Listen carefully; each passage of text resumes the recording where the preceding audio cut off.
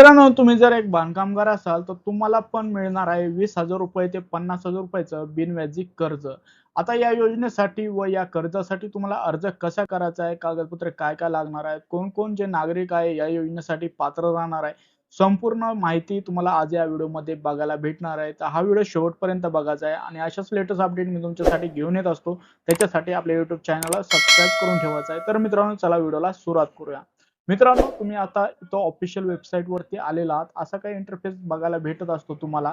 आता इथं तुमची जी प्रोफाईल आहे ती तुम्हाला लॉग इन करावी लागत असते. आता इथं तुमचा आधार नंबर आणि तुमचा जो मोबाईल नंबर आहे तो टाकून प्रोसीड टू फॉर्म या बटनावरती क्लिक करावं लागतं.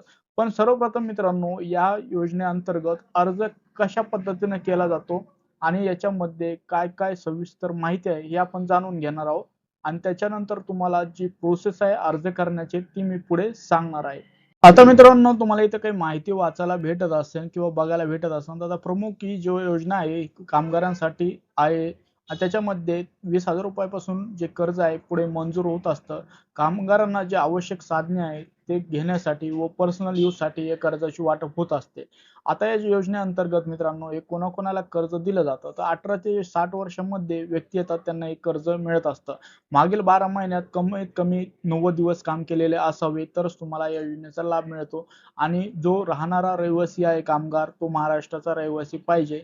आता कागदपत्रे काय-काय आवश्यक आहे? आता हे बेसिक कागदपत्रे सर्वांकडेच आवश्यक असतात आणि राहतात. आता इथं आधार कार्ड सर्वांकडे राहतं. ओळखपत्र म्हणून तुम्ही वोटर आयडी, ड्रायव्हिंग लायसन आणि पॅन कार्ड देऊ शकता. रहिवासी पुरावा द्यायचा आहे. वयाचा पुरावा म्हणून आधार कार्ड पण जोडलं तरी चालतं. 90 दिवसाचं बांधकाम कामगारांचं जे प्रमाणपत्र असतं ते सर्वांना माहीतच आहे. ते तुम्ही इथं जोडून देऊ शकता.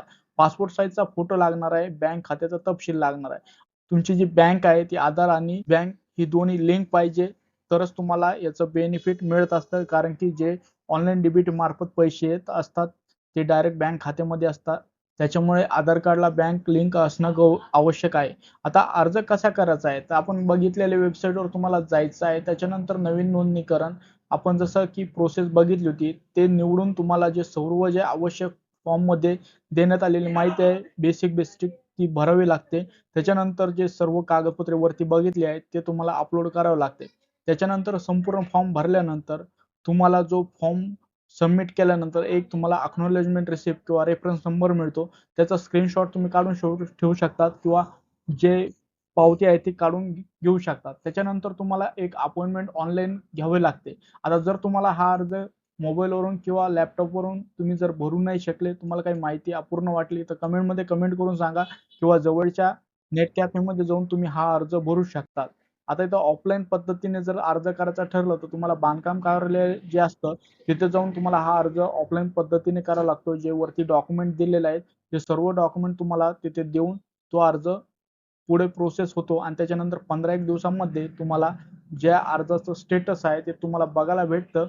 कमीत कमी 30 दिवसांमध्ये ही जी फाईल आहे अर्जाची ती मंजूर होत असते. कर्ज योजनेसाठी अर्जानंतर काय होतं, तर इथं जो अर्जाचा मंजूर वेळ आहे म्हणजे अर्ज जो ॲक्सेप्ट करण्याचा वेळ आहे तो कालावधी आहे 7 दिवस ते 30 दिवसाची तुम्हाला वाट पाहावी लागते. त्याच्यानंतर तुम्हाला ही जी कर्जाची वाटप आहे ते होत असतं मित्रांनो. तर मित्रांनो, ही काही महत्त्वाची माहिती होती सर्व बांधकामगार मित्रांसाठी. तुम्हाला जर या योजनेचा लाभ घ्यायचा असेल तर तुम्ही या योजनेसाठी अर्ज करू शकता. तुम्ही जवळच्या नेट कॅफेमध्ये जाऊन इन्क्वायरी करून तो अर्ज भरू शकता किंवा बांधकामगार कल्याण जे ऑफिस असतं, त्यांचं कार्यालय असतं, तिथं पण तुम्ही हा अर्ज करू शकता. तर मित्रांनो, अशाच लेटेस्ट अपडेट आपल्या YouTube चॅनलवर येत राहतात. त्याच्यासाठी आपल्या YouTube चॅनलला सबस्क्राईब करून ठेवा. हा व्हिडिओ तुमच्या मित्रांमध्ये जास्तीत जास्त शेअर करा. व्हिडिओ बघितल्याबद्दल आपल्या सर्वांचे मनःपूर्वक धन्यवाद.